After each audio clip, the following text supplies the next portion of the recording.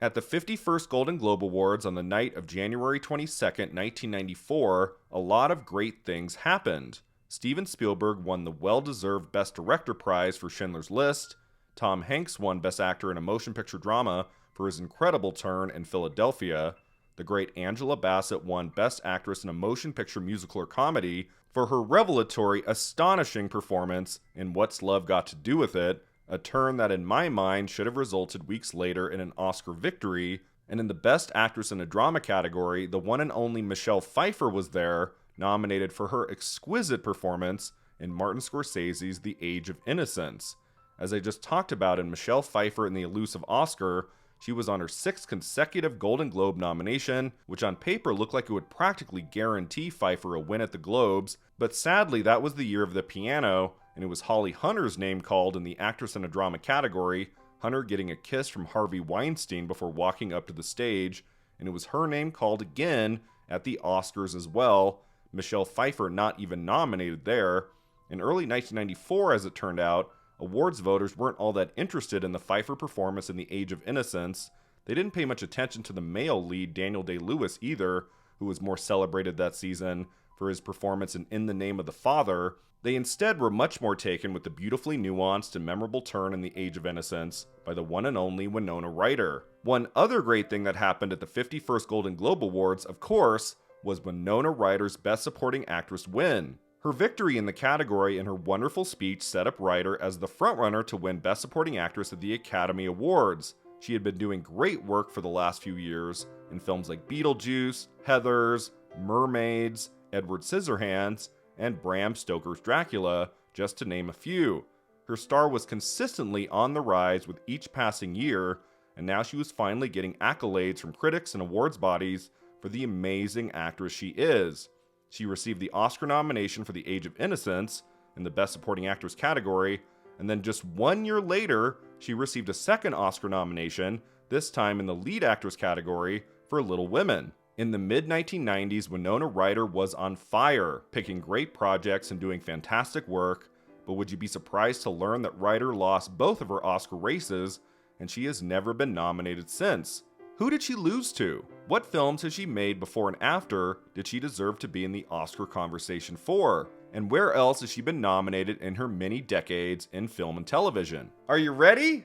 I know I am. Sit back, relax. It's time for Winona Ryder and the Elusive Oscar. First, let's go back to the beginning. Named after the town she was born in, Winona County, Minnesota, she went on to use the stage name Winona Ryder, inspired by the soul and rock singer Mitch Ryder.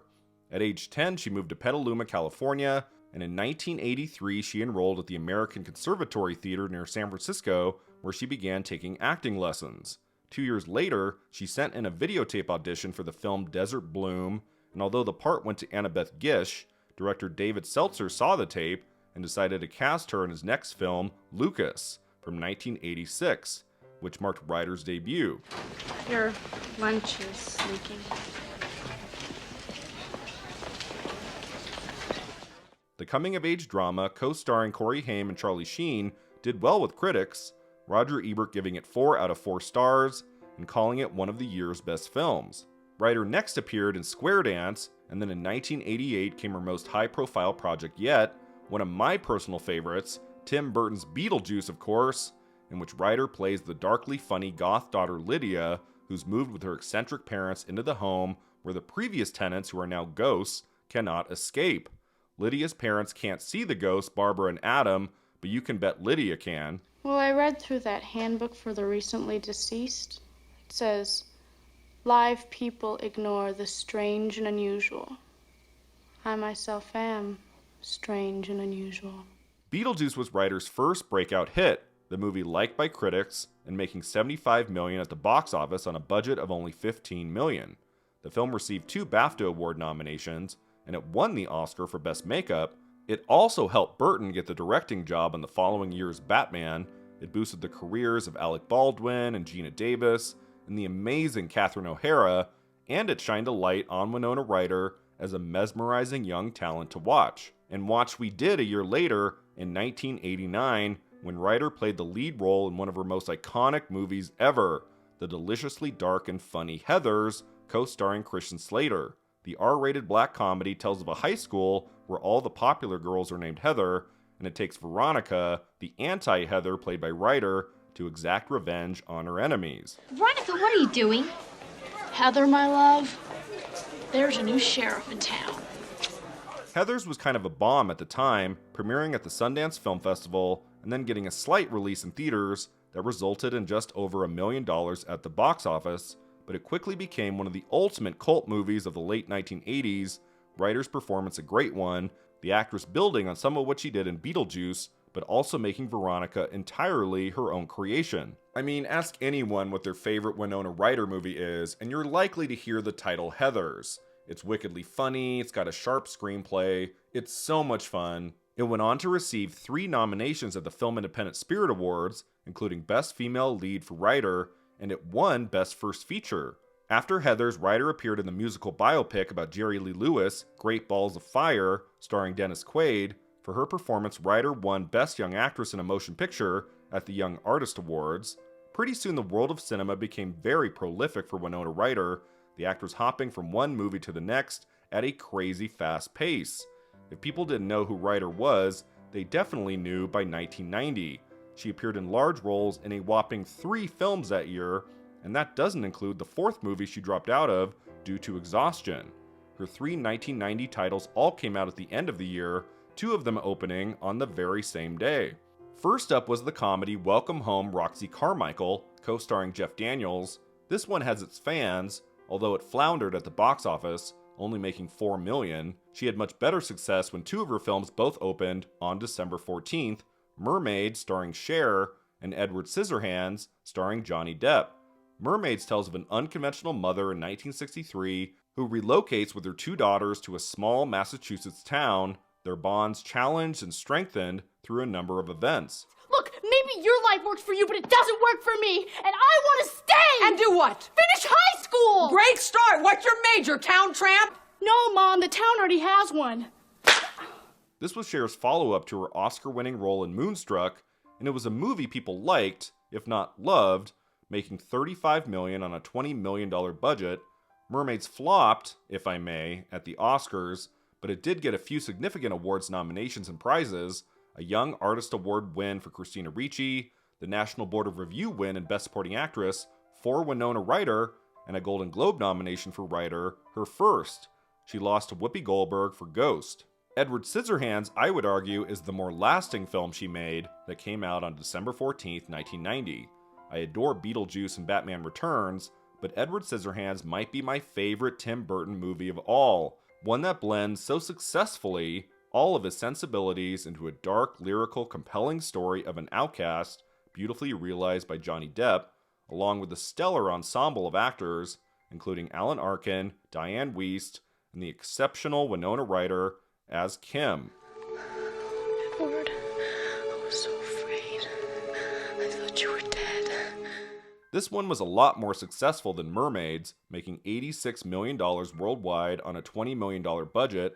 It earned an Oscar nomination for Best Makeup, 4 BAFTA Award nominations, and a Golden Globe nomination for Johnny Depp in the Best Actor in a Comedy or Musical category. One other film Winona Ryder was cast in that year was Francis Ford Coppola's The Godfather Part 3, in the role of Mary Corleone.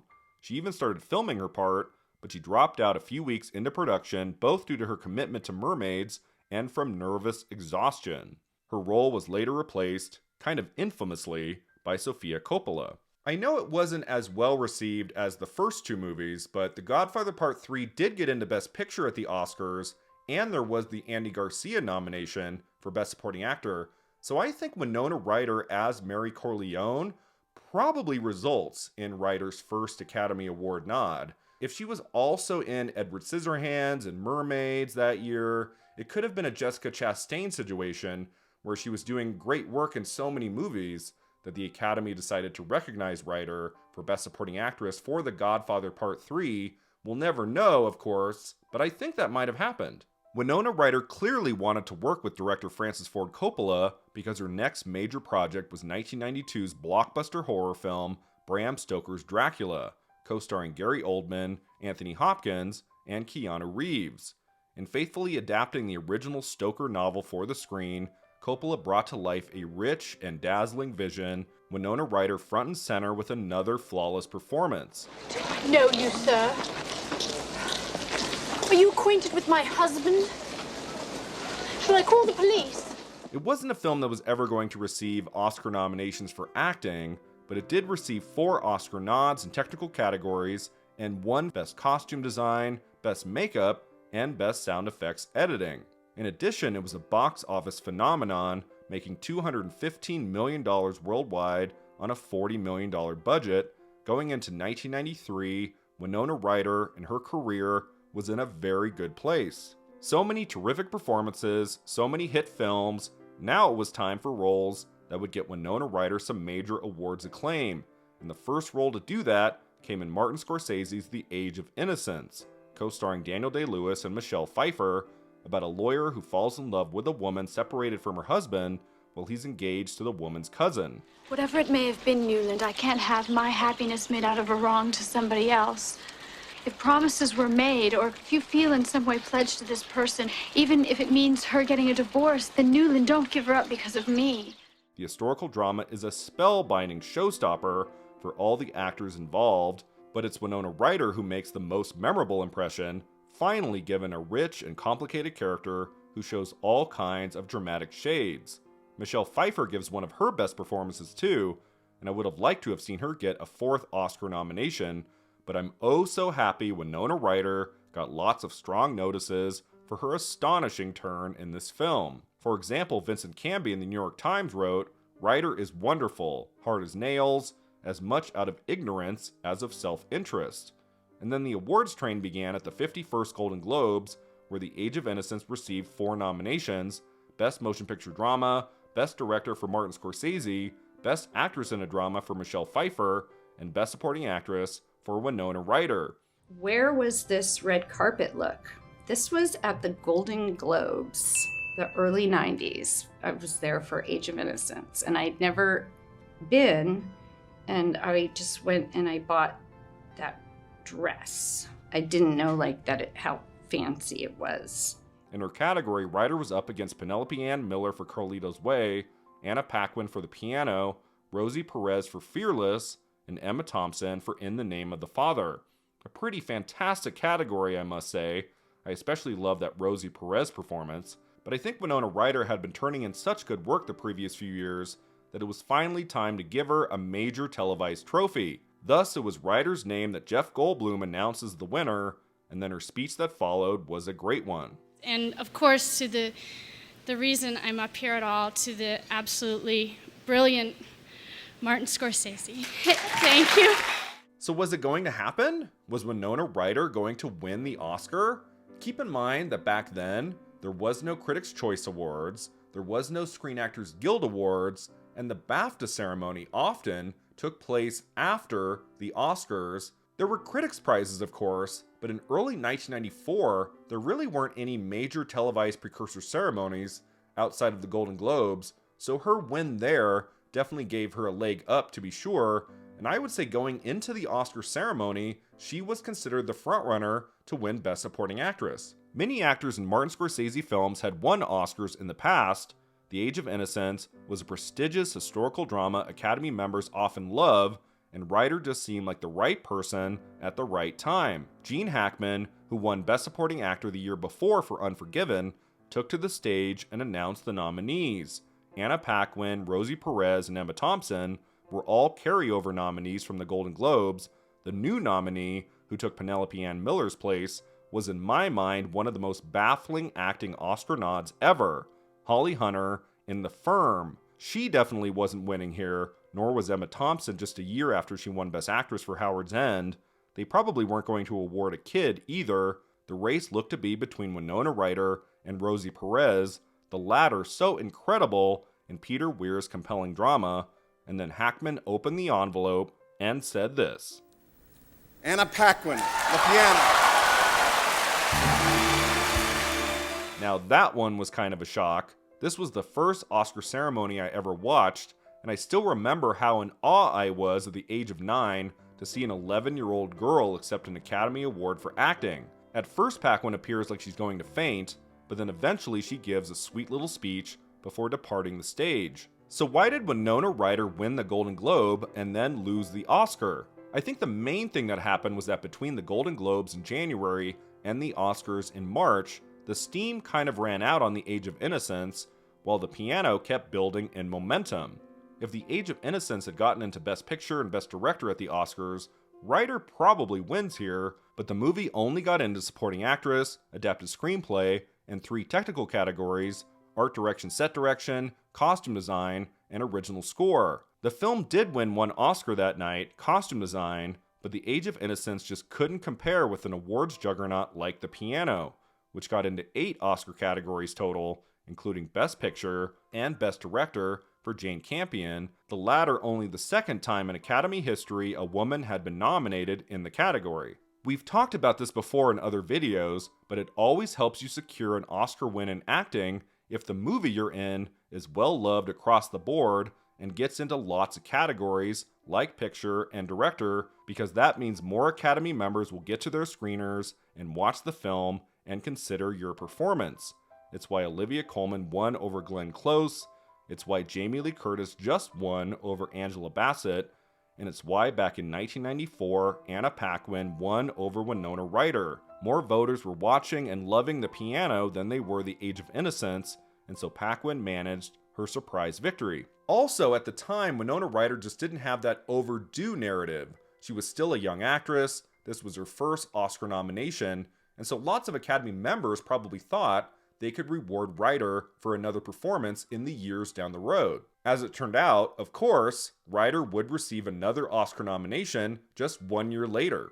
In between her 2 Oscar nominations, Ryder appeared in 2 early 1994 releases, the first being the abysmal and mostly forgotten drama, The House of the Spirits, which somehow managed to wrangle together a cast like Meryl Streep, Jeremy Irons, and Glenn Close. A much better film released around the same time is Reality Bites, directed by Ben Stiller and co-starring Ethan Hawke. I mean, try something for once in your life. Do something about it. But you know what? You better do it now, and you better do it fast, because the world doesn't owe you any favors. This is an entertaining hangout movie with sharply drawn characters and solid writing and an amazing soundtrack, another cult movie, I would say, on Ryder's resume. Her next shot at the Oscars came at the end of 1994 with the Christmas Day release of Little Women, the 3rd major theatrical adaptation of Louisa May Alcott's novel. The 90s version brought together a remarkable cast, including Susan Sarandon, Kirsten Dunst, Claire Danes, and Christian Bale, and is an absorbing, near-flawless drama that is everything you want to see in the Little Women story. If I were going to be a writer, I'd go to New York and pursue the stage. Are you shocked? Very.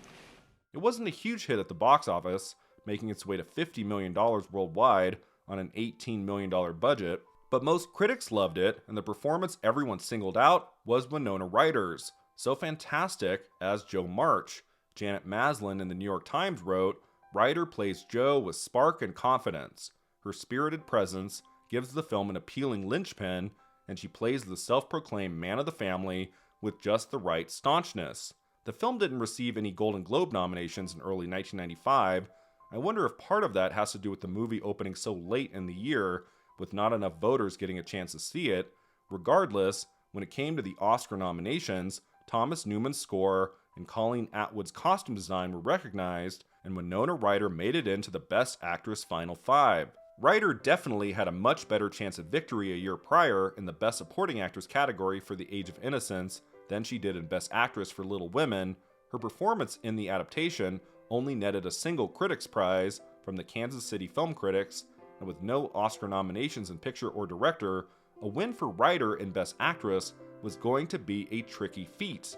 Although, the one thing Ryder did have going for her is that I would argue this is one of the weakest Best Actress lineups in Oscar history. No clear frontrunner really, no performance in a movie that was sweeping the season or getting lots of Oscar nominations. I mean, Miranda Richardson was a Just Happy to Be There nominee for Tom and Viv, Jodie Foster had just recently won 2 Oscars for Best Actress, so they weren't going to give her a third for Nell. Susan Sarandon was grossly overdue for an Oscar win at that point, but were they really going to give her the gold trophy for the John Grisham potboiler The Client? Don't think so.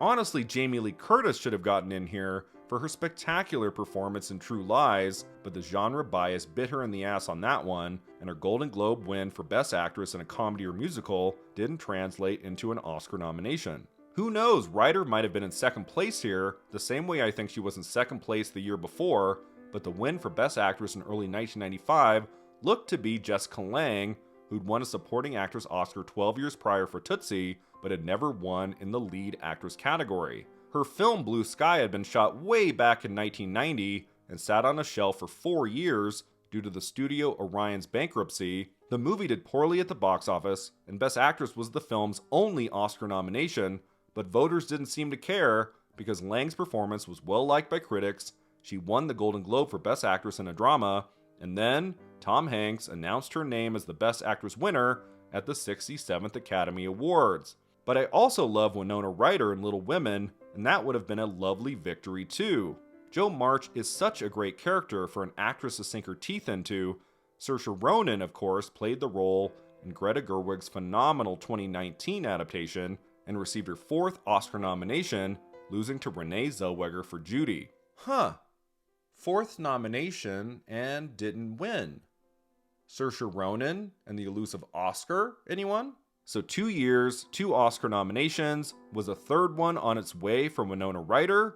Believe it or not, in the 28 years since Winona Ryder lost the gold trophy to Jessica Lange, she has never been Oscar nominated since, although she's turned in terrific performances in a variety of movies, in a variety of genres. Winona Ryder was nominated for an Academy Award for her performance in Girl Interrupted? No. Heathers? No. Wasn't that? Age of Innocence, Age of Innocence? and Little Women, but And which were you nominated for? You were nominated for an Academy Award. yeah, for those. For twice. Oh my God. Her star status definitely faded in the 2000s, the main reason why we'll get into in a minute, but throughout the rest of the 1990s, she was still leading major Hollywood movies, some of which were in the Oscar conversation. 1995's How to Make an American Quilt has its fans, the wonderful cast getting into the Best Ensemble category at the first ever Screen Actors Guild Awards. I would say her next big stab at the Oscars was in the 1996 adaptation The Crucible, co-starring Daniel Day-Lewis. Released at the end of the year, the movie just didn't get the critical notices it needed to board Ryder onto the awards train, although Joan Allen received an Oscar nomination, her second, for Best Supporting Actress. Ryder continued staying relevant by playing the second lead of a major franchise in Alien Resurrection, but that movie's poor reception didn't exactly help her career much, and neither did her brief appearance a year later in Woody Allen's Celebrity. Her last great film role in the 1990s came in the fascinating drama Girl Interrupted, co-starring Angelina Jolie, Whoopi Goldberg, and Vanessa Redgrave, the movie based on Susanna Kayson's true account of her 18-month stay at a mental hospital in the 1960s. No one cares if you die, Lisa. Because you're dead already. Your heart is cold. I sometimes wonder if Girl Interrupted had come out in 1998 or 2000, if it would have done better, because 1999 was just such a crowded year for acclaimed dramas that Girl Interrupted kind of got lost in the shuffle. Ryder's skillful lead performance mostly overlooked for Angelina Jolie's more colorful turn, which got all the glory, winning Best Supporting Actress at the Golden Globe, SAG, and the Oscars. And Winona, thank you so much for all your hard work, and you're so brilliant in this film, and you should be up here with me. It always strikes me as weird that Ryder didn't at least get into the Golden Globes, but it seemed like by the turn of the century, critics and awards voters, hell, even audiences, had in a way moved on from Winona Ryder because soon lead roles dried up for her and she only started appearing in movies here and there. The next year didn't help, both of her releases, Autumn in New York and Lost Souls, being dismissed by the critics. Autumn in New York made some money, but Lost Souls was a complete disaster. Then came the rest of the 2000s, where not much happened in Ryder's career. She's the girl in Mr. Deeds, opposite Adam Sandler. She's in the experimental animated film A Scanner Darkly, directed by Richard Linklater. She shows up briefly in the 2009 Star Trek reboot, but sadly, by the end of the decade, Winona Ryder's star status had faded big time, and many would point to her much publicized arrest for shoplifting in December 2001 that led to her downfall. Apparently, the arrest made it difficult to insure Ryder on film projects, and she missed out on movie roles for many years thereafter. I mean, she popped up in things here and there. She's good in 2006's The Darwin Awards, and she's funny in 2007's The 10, but almost nobody saw those films. I would argue her first significant comeback into the movies was in Darren Aronofsky's Black Swan, in the small but pivotal role as Beth, a prima ballerina who's been forced into retirement and isn't happy about it. What would you do to get this role? You always said you were such a frigid little girl. This role allowed Ryder for the first time in many years to flex her dramatic muscles again, and if the film weren't loaded with so many great supporting performances by women, like from Mila Kunis and Barbara Hershey, maybe Ryder could have gotten some nominations for her stellar turn. Black Swan was a step in the right direction, Natalie Portman winning the Oscar for Best Actress, the film nominated for Best Director and Best Picture. It looked like in the 2010s, Winona Ryder would finally have some better opportunities. For the next 6 years, she continued delivering good performances. She did get a SAG nomination for Female Actor in a Television Movie for 2011's When Love Is Not Enough, the Lois Wilson story. I love her turn in 2012's The Iceman, opposite Michael Shannon, but not enough people saw that movie for it to get any traction come awards time. She reunited with Tim Burton to voice a character in Frankenweenie, and she's solid in the 2015 indie drama Experimenter, but her film career kind of faded once again in the second half of the decade. Ryder in the last 5 years only appearing in 2 films, Destination Wedding opposite Keanu Reeves, and the very under-the-radar 2022 thriller Gone in the Night. Like, seriously, I had never even heard of this movie until researching the video. No, the big success Winona Ryder has had the past 8 years has been on television, delivering excellent work in the limited series Show Me a Hero from 2015 and The Plot Against America from 2020, the latter of which earned Ryder a Critics' Choice Award nomination. And then there's one other show she's been in. It's what's it called again? It's like about monsters. It's on Netflix. I'm trying to remember. It's got kind of a funny title. It's like it's Stranger Things, of course. One of the biggest pop culture phenomenons in recent years. Ryder playing the feisty, whip-smart mother, Joyce Byers. Look, something happens to me, I don't make it back. Yeah, well, then I'll go. You stay. Are you kidding me?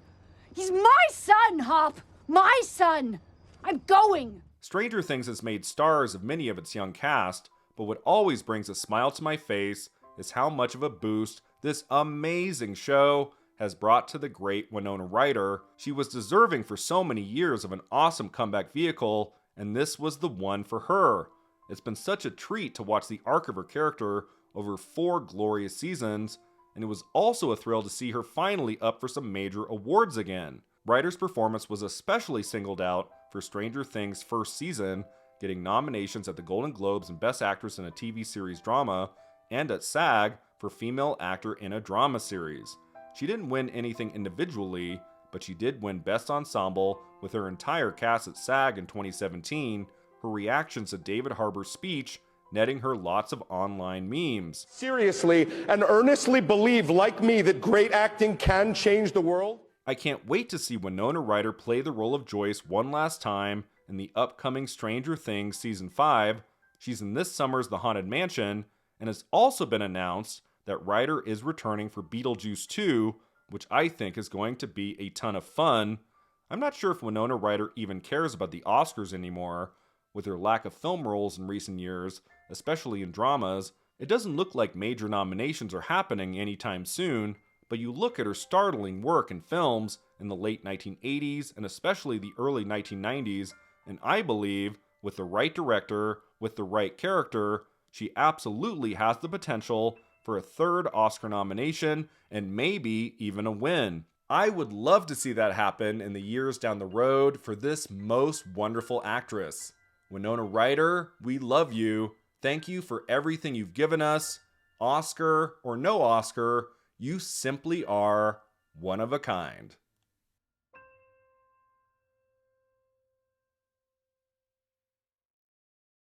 Thanks so much for watching. If you enjoyed this video, don't forget to like and subscribe. And let me know in the comments below, what is your favorite Winona Ryder performance? Do you think she'll ever get another Oscar nomination someday? And possibly even a win? We'll see you next time.